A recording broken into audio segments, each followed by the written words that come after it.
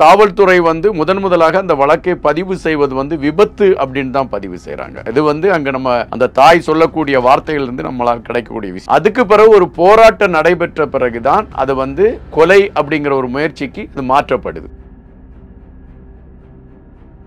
கொலைங்கிற அந்த முயற்சிக்கு மாற்றப்படுவதற்கு முன்பாகவே காவல்துறை ஒரு இடத்துல வந்து ஒரு ஆக்சிடென்ட் நடக்குது. இது உண்மையிலே ஆக்சிடென்டா அல்லது கொலையா, அதுக்கு பக்கத்துல இருக்க சிசிடிவி என்ன பண்ணுது, அந்த சிசிடிவில என்னென்ன ஃபுட்டேஜ் இருக்கு, இது எல்லாத்தையும் எடுத்து பார்த்துக்கிட்டு தான் அவங்க வந்து ஒரு முடிவுக்கு வருவாங்க.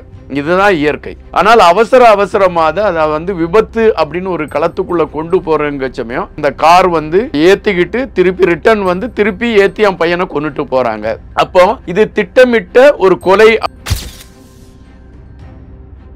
இந்த காதல் அங்க ஒரு கசமுசா ஆகுது, சண்டைகள் அப்படி வருது. வந்த பிறகு வெங்கடேசை சார்ந்த ஒரு நண்பரும் அவங்க ஒரு பைக்ல போறாங்க. அபிஷேக்கும் இந்த நிதின் சாயும் ஒரு பைக்ல போயிட்டு இருக்காங்க. அப்போ இந்த சந்துரு அவங்க வந்த சமயம் வந்து அந்த சந்துருங்கிற வராரு. வந்துட்டு அவர் நண்பர்கள் அந்த கார்ல ஏறுறாங்க. ஏறி வந்து முதல்ல வந்து வெங்கடேசை இடிக்க போறாங்க. இடிக்க போச்சமே அந்த பழைய அந்த வெங்கடேஷோடைய சீனியர் ஸ்டூடெண்ட்ஸ் எல்லாம் கூட நிக்கிறாங்க. அவங்க சண்டை போடுறாங்க. சண்டை போட்டு கல்ல தூக்கி எறிகிறாங்க. கல்லு வந்து அந்த கார்ல பட்டு கண்ணாடி உடைஞ்சிருது. அதன் பிறகு அந்த சந்துரு அவங்கள சார்ந்தவளும் அந்த காரை எடுத்துட்டு வர சமயம் வழியில வந்து அவங்க நிதின் சாயும் இவர் அபியும் பாக்குறாங்க. அந்த வந்த வேகத்துல வந்து இவங்க ரெண்டு பேரையும் இடிச்சிருக்காங்க. இடிச்சிட்டு அவங்க ரெண்டு பேரும் கீழே விழுந்திருக்காங்க. விழுந்த பிறகு ரிவர்ஸ் வந்து அவங்க மேல ஏத்தி சந்துரு தான் கார் ஓட்டிட்டு வந்தார், அவர் தான் A1 குற்றவாளி அப்படின்ற தரப்புலாம் எல்லா தரப்பும் வந்து வந்துட்டு இருந்தது. இப்போ வந்து பாத்தீங்கன்னா கார் ஓட்டிட்டு இருந்தவங்க யாருன்னே இன்னும் சொல்லல, யார் குற்றவாளின்னு இன்னும் தெரியல அப்படின்ற செய்திலாம் வந்துட்டு இருக்குல்ல. அந்த சந்துரு அவங்களுக்கு வந்து 2 கோடிக்கு மேல உள்ள ஒரு பணத்துல அவனுக்கு கார் வாங்கி கொடுத்திருக்காங்க. 18 வயசு இல்ல 19 வயசு ஒரு இளைஞன் அவனுக்கு கார் வாங்கி கொடுத்திருக்காங்க. ஒரு குறிப்பிட்ட ஒரு கட்சியை சார்ந்த கவுன்சிலருடைய பேரனுக்கு 2 கோடி ரூபாய்க்கு மேல உள்ள பணத்தோடு ஒரு கார் வாங்க கொடுக்க அளவிற்கு.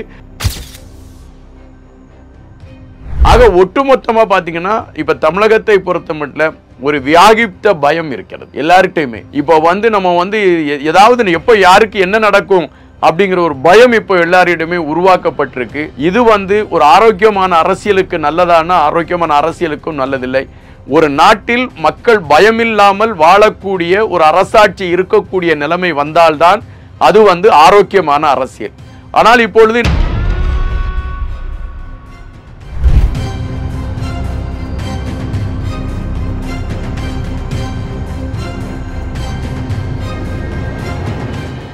ரேலோன் நேயர்களுக்கு வணக்கம். இன்று நம்முடன் நேர்காணலுக்காக எழுத்தாளர் இன்பா அவர்கள் இணைந்திருக்காங்க. வணக்கம் சார்.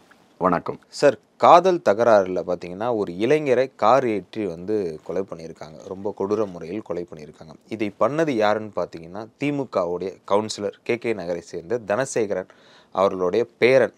அவர் தான் வந்து பண்ணியிருக்காருன்றத சொல்கிறாங்க. அவர் பேர் பார்த்தீங்கன்னா சந்துரு. அவர் உட்பட இன்னொரு 4 பேரை வந்து அரெஸ்ட் பண்ணி விசாரணை மூலிமா நடத்திட்டு இருக்காங்க. இதன் பின்னணி என்ன சார்? பின்னணினா முதல்ல நம்ம என்ன பார்க்கணும்னா, தமிழக அரசுக்கு இது இப்போ போதாத நேரம். தொடர்ச்சியாகவே நீங்கள் சமீப காலங்களாக பார்த்தீங்கன்னா தொடர்ச்சியாகவே இந்த கிரைம் சார்ந்த விஷயங்கள் நிறைய அரங்கேறிட்டு இருக்கு, தொடர்ச்சியாக நடந்துட்டு இருக்கு. இது வந்து காவல்துறை மேல வந்து மக்களுக்கு கொஞ்சம் கொஞ்சமா அந்த நம்பிக்கை டவுன் ஆக ஆரம்பிச்சிடும். இப்போ இருக்கக்கூடிய அந்த ஒரு ஹோப் வந்து போக போக இன்னும் டவுன் ஆகக்கூடிய வாய்ப்புகள் இருக்கு. காவல்துறை வந்து ஒருவேளை அது சீரமைக்கப்படணுமா அல்லது திருப்பி கட்டமைக்கப்படணுமா அப்படிங்கிற கேள்வி எல்லாமே நிறைய மனசுல போய் எழ ஆரம்பிச்சிருச்சு. காரணம் தொடர்ச்சியாக அந்த விமர்சனங்கள் வந்துகிட்டு இருக்கு. அதாவது முதல்வர் மையப்படுத்தி பயணிக்கக்கூடிய களத்துல இந்த காவல்துறை சார்ந்த விடயங்கள் தான் நிறைய எதிர்மறை கருத்துக்களை அங்க வந்து வச்சுக்கிட்டு இருக்கு. இங்க பாத்தீங்கன்னா முதல்ல நம்ம அந்த சம்பவத்துக்குள்ள போறதுக்கு முன்னால வெளியே இருந்து சில விஷயங்கள் நம்ம பார்ப்போம். அதாவது காவல்துறை வந்து முதலாக அந்த வழக்கை பதிவு செய்வது வந்து விபத்து அப்படின்னு தான் பதிவு செய்யறாங்க. இது வந்து அங்க நம்ம அந்த தாய் சொல்லக்கூடிய வார்த்தைகள் இருந்து நம்மளால் கிடைக்கக்கூடிய விஷயம். முதல்ல வந்து விபத்துன்னு தான் காவல்துறை பதிவு செய்து, அதுக்கு பிறகு ஒரு போராட்டம் நடைபெற்ற பிறகுதான் அது வந்து கொலை அப்படிங்கிற ஒரு முயற்சிக்கு அது மாற்றப்படுது. கொலைங்கிற அந்த முயற்சிக்கு மாற்றப்படுவதற்கு முன்பாகவே காவல்துறை ஒரு இடத்துல வந்து ஒரு ஆக்சிடென்ட் நடக்குது. இது உண்மையிலே ஆக்சிடென்டா அல்லது கொலையா, அதுக்கு பக்கத்துல இருக்க சிசிடிவி என்ன பண்ணுது, அந்த சிசிடிவில என்னென்ன ஃபுட்டேஜ் இருக்கு, இது எல்லாத்தையும் எடுத்து பார்த்துக்கிட்டு தான் அவங்க வந்து ஒரு முடிவுக்கு வருவாங்க. இதுதான் இயற்கை. ஆனால் அவசரமாக அதை வந்து விபத்து அப்படின்னு ஒரு களத்துக்குள்ள கொண்டு போறங்க சமயம் அது வந்து பல கேள்விகள் அங்கே எழுப்பிடுது. அது வந்து ஏதோ அவங்க ஒரு ஏதோ ஒன்று மறைக்கணும்னு முயற்சித்தாங்களா அப்படிங்கிற ஒரு சந்தேகம் இங்கே எழும்புது. ரெண்டாவது, அந்த தாய் அவங்கள சார்ந்தவங்க போராட்டம், அந்த நிதின் அந்த சாய்ங்கிற பையனோட தாயும் அவங்கள சார்ந்தவங்களும் போராட்டம் நடத்துறாங்க. இந்த போராட்டம் நடத்த சமயம் இந்த தாய் சொல்றாங்க, நிறைய விஷயங்களை சொல்றாங்க. அப்படி சொல்ல சமயம் அவங்க சொல்றாங்க, இந்த கார் வந்து ஏத்திக்கிட்டு திருப்பி ரிட்டர்ன் வந்து திருப்பி ஏத்தி அவன் பையனை கொண்டுட்டு போறாங்க. அப்போ இது திட்டமிட்ட ஒரு கொலை அப்படிங்கிறது தெளிவா அந்த தாயுடைய வாக்குமூலத்தின் மூலம் நம்மளால புரிஞ்சிக்க முடியுது. இது ஒரு சராசரியா அந்த ஒரு பொதுமக்களா அந்த தாய் இருந்து ஒரு விஷயத்த சொல்றாங்க, இப்படி என் பையனுக்கு இப்படி நடந்திருக்குன்னு. ஆனால் இதை விசாரிக்க வேண்டிய காவல்துறை ஏன் முதலில் விபத்து என்று பதிவு செய்தது? இது முதல் கேள்வி. அந்த கேள்விக்கு காவல்துறை தான் சொல்லணும். இதுவரை இந்த தாயும் கேட்குறாங்க, என்னுடைய மகனுக்கு என்ன ஆச்சுங்கிறத அந்த சிசிடிவி ஃபுட்டேஜை நீங்கள் வெளியிட்டீங்கன்னா அது சிறப்பாக இருக்கும் அப்படின்னு கேட்குறாங்க. இதுவரை அந்த சிசிடிவி ஃபுட்டேஜ் வெளியிடப்படல. இதுக்கு முன்னாலே எந்த சம்பவமாக இருந்தாலும் ஒரு கொஞ்ச நேரத்திலே நம்ம தொலைக்காட்சிகளில் பார்த்தீங்கன்னா இந்த சம்பவம் இப்படி நடந்திருக்கு, இது இந்த இடத்துல இந்த சிசிடிவி கேமரா மூலம் நம்ம இதை கண்டுபிடிச்சோம்லாம் சொல்லுவாங்க. ஆனால் இங்கே அது கடைசி வரை இன்னும் வர அது வரல. இந்த தாய் வேற கேட்டுக்கிட்டு இருக்கிறாங்க. இங்கே பார்த்தீங்கன்னா நீங்கள் சொன்னது மாதிரி ஒரு பெண்ணை மையப்படுத்தி நடந்த ஒரு கலவரம் இது. அதாவது அது காதல்னு ஒரு அடையாளப்படுத்தப்படுறாங்க. அது காதல்னே நம்மளும் வச்சு பேசிக்கிடுவோம். வெங்கடேஷுங்கிற அந்த ஒரு இளைஞன் அவர் ஒரு பொண்ணை காதலிக்கிறான். அதே பொண்ணு இந்த பக்கத்தில் இருக்கக்கூடிய பிரணவ்ங்கிற ஒரு பையனும் காதலிக்கிறாங்க. இந்த 2 பேருடைய காதலும் இருக்கு. இந்த காதலில் வந்து வெங்கடேஷுக்கு அபி, இன்னொரு 2 பேர் அவனுக்கு சப்போர்ட். இங்கே பார்த்தீங்கன்னா இந்த பிரணவுக்கு வந்து அவருடைய ஃப்ரெண்ட் சர்க்கிளில் வந்து சந்துரு, எட்வின் போன்ற சுத்தன், இன்னும் 2-3 பேர் அவங்களுக்கு சப்போர்ட். இப்படி பார்க்கச்சமே வந்து அந்த பெண்ணை மையப்படுத்தி தான் களம். அந்த ஒரு பையனுக்கு அங்கே அன்னைக்கு பர்த்டே, அதாவது அந்த காதலித்து கொண்டு இருக்கக்கூடிய ஒரு பையனுக்கு அங்கே அந்த அந்த அணியை சார்ந்த ஒரு பையனுக்கு தான் பர்த்டே. ஸோ இந்த பொண்ணு அங்கே வந்திருக்காங்க, எல்லாரும் இருந்திருக்காங்க. அப்போ வந்து இந்த சந்துருவை கால் பண்ணியிருக்காங்க, டே இந்த பொண்ணு இங்கே வந்திருக்கா, இந்த இவங்க இங்கே இருக்கா, நீ வந்து எங்களுக்கு சப்போர்ட் பண்ணு அப்படிங்கிற சமயம் இந்த சந்துரு அதற்கு முன்பாகவே அந்த பையனுக்கு பேசியிருக்கானா. அதாவது இந்த வெங்கடேஷுங்கிற பையன்ட்ட நீ வந்து இந்த பொண்ணை விட்டுறணும் அப்படின்னு சொல்லி இந்த வெங்கடேஷுங்கிற அந்த பையன்ட்ட வந்து சந்துரு அவர் பேசினதாக ஒரு செய்தி இருக்கு. இது வந்து நம்ம ஊடகங்கள்ல வந்துகிட்டு இருக்க செய்தி. அப்படின்னா இதற்கு முன்னாலே இந்த காதலை மையப்படுத்தி ஒரு பஞ்சாயத்து ஓடிட்டு இருந்திருக்குங்கிறது நமக்கு தெள்ள தெளிவா தெரியுது. அதன் பின்பு இந்த காதல் அங்க ஒரு கசமுசாகுது, சண்டைகள் அப்படி வருது. வந்த பிறகு வெங்கடேஷும் வெங்கடேஷை சார்ந்த ஒரு நண்பரும் அவங்க ஒரு பைக்ல போறாங்க. அபிஷேக்கும் இந்த நிதின் சாயும் ஒரு பைக்ல போயிட்டு இருக்காங்க. அப்போ இந்த சந்துரு அவங்க வந்த சமயம் வந்து அந்த சந்துருங்கிற வராரு, வந்துட்டு அவர் நண்பர்கள்லாம் அந்த கார்ல ஏறுறாங்க. ஏறி வந்து முதல்ல வந்து வெங்கடேஷை இடிக்க போறாங்க. இடிக்க போச்சமே அந்த பழைய அந்த வெங்கடேஷோடைய சீனியர் ஸ்டூடெண்ட்ஸ் எல்லாம் கூட நிற்கிறாங்க. அவங்க சண்டை போடுறாங்க. சண்டை போட்டு கல்லை தூக்கி எறிகிறாங்க. கல்லு வந்து அந்த கார்ல பட்டு கண்ணாடி உடைஞ்சிருது. இது வந்து இப்போ வந்திருக்கக்கூடிய செய்தி. அதன் பிறகு அந்த சந்துரு அவங்களும் அவங்கள சார்ந்தவளும் அந்த காரை எடுத்துட்டு வர சமயம் வழியில வந்து அவங்க நிதின் சாயும் இவர் அபியும் பாக்குறாங்க. அந்த வந்த வேகத்துல வந்து இவங்க 2 பேரையும் இடிச்சிருக்காங்க. இடிச்சிட்டு அவங்க 2 பேரும் கீழே விழுந்திருக்காங்க. விழுந்த பிறகு ரிவர்ஸ் வந்து அவங்க மேல ஏத்தி கொன்னுட்டு அந்த ஒரு பையனை கொன்னதாகவும் அபிஷேக் வந்து படுகாயமடைந்து ஆஸ்பத்திரியில் அனுமதிக்கப்பட்டதாகவும் இப்போ செய்தி. அப்படின்னா இது வந்து திட்டமிட்ட ஒரு, அதாவது கொலைக்கான ஒரு தூண்டுதல் அப்படின்னு தான் நம்ம பார்க்க முடியுது. ஓகே சார், இந்த விஷயத்துல பாத்தீங்கன்னா ரொம்ப குழப்பமா இருக்கே சார். என்னன்னா காலை வரையும் பாத்தீங்கன்னா சந்துரு தான் கார் ஓட்டிட்டு வந்தார், அவர் தான் A1 குற்றவாளி அப்படின்ற தரப்புலாம் எல்லா தரப்பும் வந்து வந்துட்டு இருந்தது. இப்போ வந்து பாத்தீங்கன்னா கார் ஓட்டிட்டு இருந்தவங்க யாருன்னே இன்னும் சொல்லல, யார் குற்றவாளினே இன்னும் தெரியல அப்படின்ற செய்திலாம் வந்துட்டு இருக்குல்ல, இதை நம்ம எப்படி எடுத்துப்பது? இனி அப்படிதான் சார் வரும். அது வந்து இயற்கை தான். இப்போ வந்து பாத்தீங்கன்னா அந்த சந்துரு அவங்களுக்கு வந்து 2 கோடிக்கு மேல உள்ள ஒரு பணத்துல அவனுக்கு கார் வாங்கி கொடுத்துருக்காங்க. 18 வயசு இல்லை 19 வயசு ஒரு இளைஞன், அவனுக்கு கார் வாங்கி கொடுத்துருக்காங்க. ஒரு குறிப்பிட்ட ஒரு கட்சியை சார்ந்த கவுன்சிலருடைய பேரனுக்கு 2 கோடி ரூபாய்க்கு மேல உள்ள பணத்தோடு ஒரு கார் வாங்க கொடுக்க அளவிற்கு அவங்களுக்கு வருமானம் இருக்குன்னா மக்களுக்கு ஒரு கேள்வி வருமா வராதா? என்னடா ஒரு அரசியலை நம்ம சேர்ந்து ஒரு கவுன்சிலர் ஆகிட்டா நம்ம கோடி கோடியா நமக்கு பணம் பொருளும் அப்படிங்கிற ஒரு எண்ணம் வருதா? இங்கே தான் நம்ம பல கட்சிகள் சேர்ந்து ஒரு குறிப்பிட்ட கட்சியின் மீது ஊழல் கட்சின்னு வைக்கக்கூடிய குற்றச்சாட்டுகள் ஏன் வைக்கிறாங்கங்கிறது உங்களுக்கு இங்கே தெரியுதா? ஒரு கவுன்சிலர் அவருக்கு வந்து இவ்வளவு பண வசதிகள் எங்கிருந்து வந்தது அப்படிங்கிற கேள்வியை கேட்கின்ற பொழுதே அதில் நிறைய குழப்பங்கள் இருக்கு. இன்னொன்று, காவல்துறையை பொறுத்த மட்டும் அவங்க வந்து முதல்ல அவங்களுக்கு என்ன செய்தியா இருந்திருக்கும், நம்ம அவங்க சைடு பார்க்கும் பொழுது இந்த விபத்து வந்து அவங்களை அந்த கொலை சம்பவம் வந்து அவங்கள பொறுத்த மட்டும் முதல்ல விபத்தாக தான் பார்த்திருக்க முடியும். ஏன்னா இரவு நேரத்தில் நடந்திருக்கக்கூடிய ஒரு ஆக்சிடென்ட் அப்படின்னு. ஆனால் அவங்க அவசரமா அதுக்கு எஃப்ஐஆர் போட மாட்டாங்க. அதை விசாரிச்சுட்டு தான் எஃப்ஐஆர் போடுவாங்க. ஆனால் இங்கே அவசரமா எஃப்ஐஆர் போடப்பட்டிருக்கு. இதுதான் இங்கே உள்ள ஒரு குழப்பம். ரெண்டாவது வந்து இப்போ வந்திருக்க செய்தியை வச்சு பார்த்தீங்கன்னா, அந்த குறிப்பிட்ட சந்துரு அவங்கள வந்து அந்த வழக்கிலிருந்தே அப்புறப்படுத்துவதற்கான ஒரு முயற்சி எடுக்கப்பட்டதாகவும், முதலமைச்சர் அவர்கள் உடனடியாக தொலைபேசியில் தொடர்பு கொண்டு உன்னுடைய பேரனை ஒரு 5-10 நிமிஷத்துக்குள் இந்த காவல்துறை அலுவலகத்தில் கொண்டு போய் நீ வந்து சரணடையவில்லை என்றால் ஒரு கட்சியிலிருந்தே டிஸ்மிஸ் செய்து விடுவேன் என்று சொன்ன பிறகு அந்த பையனை கூட்டிக்கிட்டு போனதாகத்தான் பரவலாக இப்பொழுது ஊடகங்களில் வரக்கூடிய செய்திகளாக இருக்கிறது. ஒருவேளை இது உண்மையாக கூட இருக்கலாம். அதன் பிறகுதான் அவன் கொண்டு போறாங்க. அப்படின்னா அதுக்கு முன்னாலே திட்டமிட்டு இருப்பாங்க. அவங்களும் காவல்துறையில பேசியிருப்பாங்க, இப்படி அவங்க பையன் இப்படி பண்ணியிருக்கலாம், அதனால நீங்க வேற யாரையாவது ஜோடிச்சு வச்சுக்கோங்க அப்படின்னு கூட இருந்திருக்கலாம். இது இயற்கை. அதுபோல இப்போ வந்து இதுல வந்து பலிகாடா யார் ஆவான்னா, கொஞ்சம் வறுமை கோட்டின் கீழ் இருக்கக்கூடிய பையன், அவங்களெல்லாம் இந்த பணக்கார ஸ்டேட்டஸ்ல இருந்து யார் ஒருத்தன் கீழே இருக்கானோ இவன் தான் காரை ஓட்டிட்டு போனான் அப்படின்ட்டு அவன் குடும்பத்துக்கு ஒரு அமௌண்ட்டை கொடுத்து அதை முடிக்கக்கூடிய களங்களும் ஆகலாம். இது வந்து இயற்கை. இதுதான் இப்ப நடந்துகிட்டு இருக்க. இதுல இருந்து நீங்க பாத்தீங்கன்னா காலையில இருந்தே சாயங்காலம் வரை நம்ம தொலைக்காட்சியை பார்த்துட்டு இருக்கோமே, ஒவ்வொரு நிமிஷமும் ஒவ்வொரு செய்தி வந்துகிட்டு இருக்கு. முதல்ல வந்து இப்படிங்கிறாங்க, அடுத்த வந்து வேற செய்தி வருது, அதுக்கு அடுத்து வந்து சரணடைகிறாங்கிறாங்க, அடுத்து அவர் ஓட்டல பிரணவ் ஓட்டினார்ன்றாங்க. இது மாறி மாறி வந்துகிட்டு இருக்கு. அப்போ இதுல ஏதோ ஒரு குழப்பம் இருக்குங்கிறது மட்டும் தெள்ள தெளிவா தெரியுது. இப்போ வந்து இந்த சூழலை பார்த்தீங்கன்னா நம்ம தேர்தலுக்கு இன்னும் ஒரு 8 மாசம் தான் இருக்கு. இந்த 8 மாசத்துக்குள்ள திராவிட முன்னேற்ற கழகத்திற்கு பெரிய தலைவலிகளை இது போன்ற அந்த கட்சியை சார்ந்தவர்களை கொண்டு வந்து நிறுத்திடுவாங்க. இப்போ இது வந்து இப்போ தமிழகத்தில் வந்து ஒரு பெரிய பேசுபடு பொருளாக மாறிச்சு. இந்த பேசுபடு பொருளாக மாற சமயம் அந்த கவுன்சிலர் எவ்வளவு சம்பாதித்து வைத்திருந்தாங்கிறது ஒரு கேள்வி எழும்புது. அதுக்கப்புறம் அந்த கவுன்சிலருடைய பையனுக்கு எப்படி இவ்வளவு வசதியில கார் வந்துச்சுன்னு ஒரு கேள்வி எழும்புது. அப்புறம் வந்து அவர் எப்படி இவ்வளவு தூரம் போய் ஒருத்தனை இடிக்கிற அளவுக்கு தைரியம் வந்துச்சுன்னா, அவருக்கு அந்த போதை மருந்துகள் உட்கொள்வதற்கான ஒரு வாய்ப்பு இருந்துச்சுன்னுட்டு அவங்க அந்த பாதிக்கப்பட்ட பையனோட தாய் சொல்றாங்க. அப்படின்னா இப்ப தமிழகத்துல வந்து போதை வஸ்துக்கள் அதிகமாக நடமாடுதா, இந்த கேள்வி வருது. இப்படி பல கேள்விகளை கிளப்பக்கூடிய ஒன்றாக இப்ப மாறிடுச்சு. இது யாருக்கு தர்ம சங்கடம்னா ஆளுங்கட்சிக்கு தான் தர்ம சங்கடம். இதுல வந்து ஆளுங்கட்சி இப்போ திருநெல்வேலியில ஒரு மர்டர் இப்பதான் முடிஞ்சிருக்கு. அது முடிஞ்சு அதுலயும் பல குழப்பங்கள் நடந்து இப்போ அது சிபிஐ விசாரணைக்கு போயிருக்குங்கிறாங்க. இந்த ஒரு களம் மாறிக்கிட்டு இருக்கச்சமே இப்போ இங்க ஒன்று வந்தாச்சு.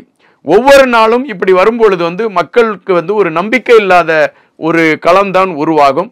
அதை அவர்களுடைய கட்சியை சார்ந்தவர்களே உருவாக்கிட்டு இருக்காங்க அப்படிங்கிறதா நம்ம இதுல வந்து பார்க்கக்கூடிய ஒன்றா இருக்கு சார். ஓகே சார், இதுல குற்றவாளின்றது யாருக்கு எப்படி கண்டுபிடிக்கலாம்னு சொல்லிட்டு மக்கள் தரப்புல எல்லாருக்குமே தெரியும். அவர் சிசிடிவியை செக் பண்ண, அதுவும் மெயினான சிட்டி அண்ணா நகர்ல நடந்திருக்கு இந்த ஒரு விஷயம். அங்க சிசிடிவி கேமராக்கள் நிறைய இருக்கும். அந்த சிசிடிவி காவல் தரப்புல இருந்து வெளியிட்டுட்டாங்கன்னா இது எல்லாத்துக்கும் ஒரு முற்றுப்புள்ளியா இருக்கலாம். எதற்காக இன்னும் அதை வெளியிடாம வச்சிருக்காங்க? இல்ல, அவங்க வெளியிடுவாங்க. இப்போ வந்து இது நெருக்கடி ஆயிடுச்சு. இப்போ கண்டிப்பா வந்து காவல்துறைக்கு வந்து இது பெரிய நெருக்கடி. காவல்துறை வந்து இதுல புறந்தள்ளி விட்டு வெளியே செல்ல முடியாத ஒரு நெருக்கடி. ஏன்னா எல்லா மீடியாக்களும் கேள்வி கேட்கும், எல்லா எதிர்கட்சியை சார்ந்தவர்களும் கேள்வி கேட்பாங்க. இதற்கு பதில் சொல்லிதான் தரணும். இன்னொன்று வந்து எந்த ஒரு கட்சியுமே நாம் ஆட்சியில் தொடர வேணும் அப்படிங்கிற ஒரு எண்ணத்தில் தான் எல்லா கட்சியுமே பயணிக்கும்.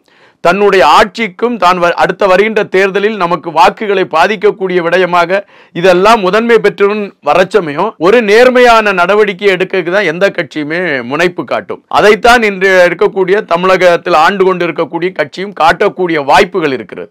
அப்படி ஒரு சூழல் வருகின்ற பட்சத்தில் இதில் உள்ள சிசிடிவி அந்த ஃபுட்டேஜ் எல்லாமே வெளிவரக்கூடிய சூழல் இருக்கு. அந்த தாய் சொல்வது போல அந்த அதாவது முதல்ல இடிச்சு தள்ளிக்கிட்டு திருப்பி ரெண்டாவது ரிவர்ஸ்ல வந்து திருப்பி ஏத்திட்டு போயிட்டு கண்ணாடியை தாத்துக்கிட்டு சிரிச்சாங்கன்னா இது கண்டிப்பா ஃபுட்டேஜ்ல வந்து தெளிவாகவே இருக்கும். அப்படி தெளிவா இருக்கக்கூடிய பட்சத்துல கண்டிப்பா அதை வந்து அது வந்து ஒரு பெரிய பாதிப்பா தான் மாறும். ஆனால் அதற்கான களங்களை ஒருவேளை காவல்துறை எடுக்குமா, இல்ல அந்த ஃபுட்டேஜ் அந்த குறிப்பிட்ட பகுதியில் இருக்கக்கூடிய சிசிடிவி கேமராக்கள் இயங்கவில்லை அப்படிங்கிற ஒரு கருத்து எடுத்து வைக்கப்பட இருக்கிறதா அப்படிங்கிறதெல்லாம் நம்ம வந்து மர்மப்பட மாதிரி பார்த்துட்டு தான் இருக்கணும். ஓகே சார், நீங்கள் பேசும்போது ஒரு விஷயத்த சொல்லியிருந்தீங்க. இந்த வெங்கடேஷ்ன்றவர் வேற பைக்கில் போயிருந்தா கல் எடுத்து அவங்க கூட ஒரு கொஞ்சம் கேங் இருந்ததுனால அவங்கள விட்டுட்டாங்க அப்படின்னு சொல்லிட்டு போலீஸ் தரப்புலேருந்து இந்த வெங்கடேஷ் கூட இருந்தவங்களை கூப்பிட்டு விசாரிச்சாங்கன்னா இதை பற்றியான விஷயங்கள்லாம் வெளில வரும்ல. இப்போ வந்து அவங்க சொல்றது வந்து இந்த அபிஷேக்குங்கிறவர் வந்து ஆஸ்பத்திரியில் அட்மிட் ஆயிருக்காருல்ல, அவரு வந்து என்ன வாக்குமூலம் கொடுக்கிறாரோ அந்த வாக்குமூலத்தின் அடிப்படையில் தான் யார் வந்து அதை ஓட்டிட்டு போனா அப்படிங்கிறத கண்டுபிடிக்க முடியும் அப்படிங்கிறது தான் ஒரு பதிவு. இப்போ அபிஷேக் வந்து முடிச்சு அவர் என்ன வாக்குமூலம் கொடுக்க போறாருங்கிறதும் அந்த வாக்குமூலம் எப்படி பெறப்பட போகிறது அப்படிங்கிறதும் ஒரு சைடில் நம்ம பார்க்க வேண்டியதாக இருக்கு. ஆனால் நேர்மையான காவல்துறை அதிகாரிகள் இந்த வழக்கை கையில் எடுப்பார்கள் என்றால் உண்மையான குற்றவாளிகளை கண்டிப்பாக கொண்டு வந்து நிறுத்திடுவாங்க. அதில் மாற்று கருத்து இல்லை. காரணம், நீங்கள் வந்து நம்ம காவல்துறையில் வந்து நம்ம ஸ்காட்லாந்துக்கு இணையா அப்படின்னு பழைய காலத்தில் சொல்லிட்டு இருந்தோம். உண்மையிலே ஸ்காட்லாந்திற்கோட உயர்வான நிலையில் நம்மளுடைய காவல்துறையை சார்ந்த இருக்காங்க. ஆனால் அதற்கான களம் அவர்களுக்கு கொடுக்கப்படணும். அரசியல் ஈடுபாடுகள் இல்லாமல் அவங்கள ஃப்ரீயாக செயல்படுறதுக்கான ஒரு களத்தை கொடுத்தா கண்டிப்பாக இதில் நிறைய விஷயங்களை அவங்களே கண்டுபிடிச்சி சொல்லிடுவாங்க. ஓகே சார், தமிழகத்தை பொறுத்தவரையும் பார்த்தீங்கன்னா இந்த லாக்அப் டெத்து, சாதி ரீதியான கொலைகள், ஆணவ கொலைகள் இப்படின்னு சொல்லிட்டு நிறைய விஷயங்கள் நடந்துட்டு இருக்கு. இதற்கான ஒரு தனி சட்டமோ இந்த மாதிரி விஷயங்கள்லாம் அமல்படுத்தினா தொடர்ந்து நடக்காமல் இருக்க ஒரு முற்றுப்புள்ளி வைக்கலாம்ல? இல்லை சார், இதில் நம்ம நிறைய இது பார்க்க வேண்டியது இருக்குது. எப்படின்னு பார்த்தீங்கன்னா, ஒரு காலகட்டத்தில் வந்து தனித்தனி துறைக்கான அமைச்சர்கள்லாம் இருந்தாங்க. இப்போ காவல்துறை வந்து நீங்கள் காமராஜ் காலத்தில் பார்த்தீங்கன்னா காவல்துறையை வந்து கக்கன் வைத்திருந்தார் அப்படிங்கிற செய்திகள் இருக்கு நமக்கு. ஆனால் இப்போ வந்து காவல்துறையினாலே அது வந்து யார் கையில் இருக்குன்னா முதலமைச்சர் கையில் தான் காவல்துறையுடைய செயல்பாடுகள் இருக்கு.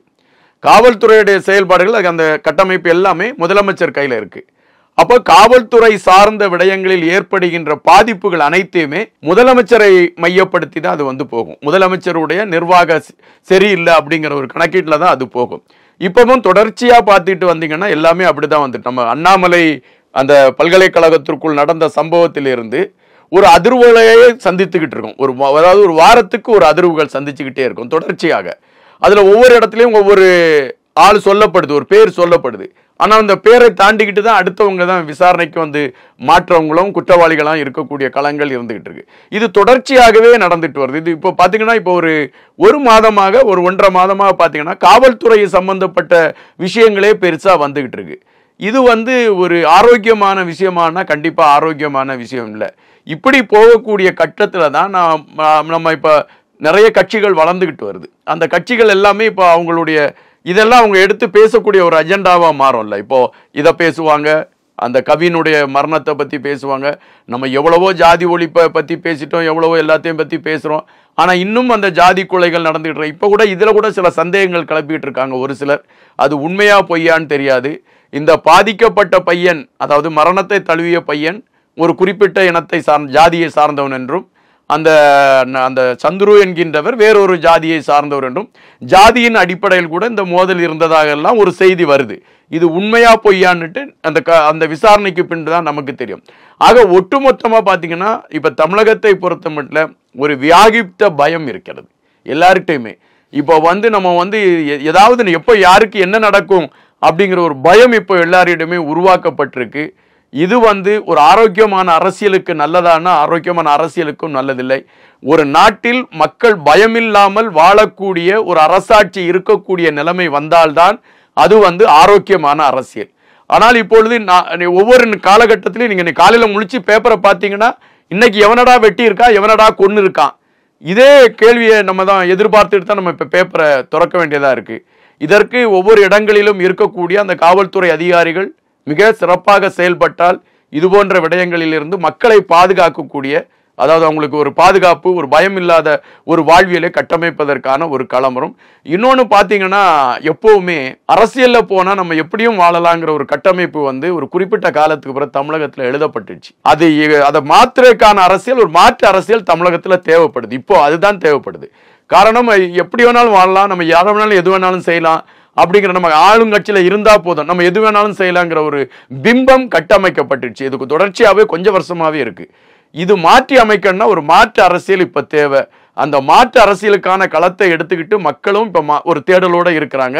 அது இந்த ஒவ்வொரு கட்டங்களும் தேர்தல்கள் வருகின்ற பொழுது இவைகளெல்லாம் எதிரொலிப்பதற்கான வாய்ப்புகள் இருக்கிறது. தொடர்ந்து பேசும் சார். எங்களோடு இணைந்து பல்வேறு தகவலை பெற்றதற்கு மிக்க நன்றி.